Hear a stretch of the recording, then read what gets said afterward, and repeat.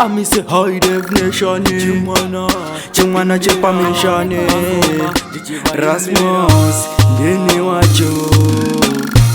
zvinondinetsa mumwoyo mangu zvinogara zviri mupfungwa dzangu ndibatsirei mwari wangu ndaneta nekuchema ishe wangu zvinondinetsa mumwoyo mangu zvinogara zviri mupfungwa dzangu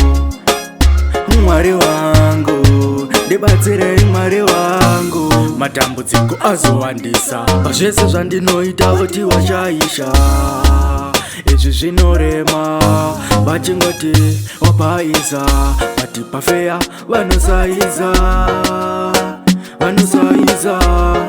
baba ndinoda simba kutsvaga mari futika nekuimba zvinondinetsa mumwoyo mangu zvinogara zviri mupfungwa dzangu ndibatsirei mwari wangu ndaneta nekuchema ishe wangu zvinondinetsa mumwoyo mangu zvinogara zviri mupfungwa dzangu mwari wangu ndibatsirei mwari wangu saka ini ndicharamba ndakashinga kuzama kutsvaga femu futi nekuimba ndicharamba ndakashinga nawanadem ane godo uya achida kutisa bati ndinowina najaja zvangu zvinoita madekewani mastaira zvinondinetsa mumwoyo mangu zvinogara zviri mupfungwa dzangu ndibatsirei mwari wangu ndaneta nekuchema ishe wangu zvinondinetsa mumwoyo mangu zvinogara zviri mupfungwa dzangu mwari wangu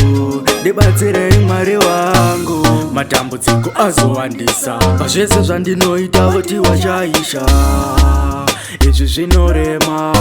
vachingoti wapaiza bati pafeya vanosaiza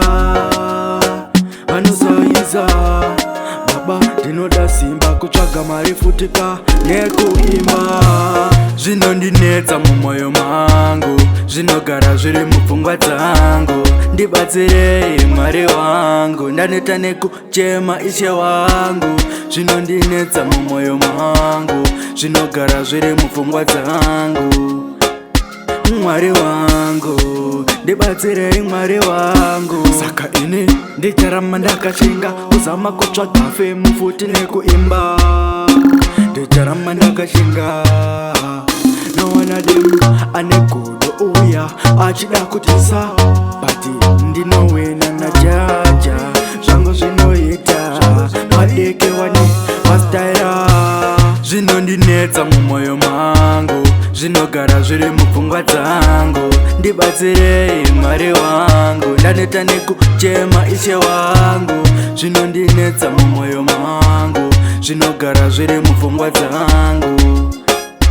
mwari wangu ndibatsirei mwari wangu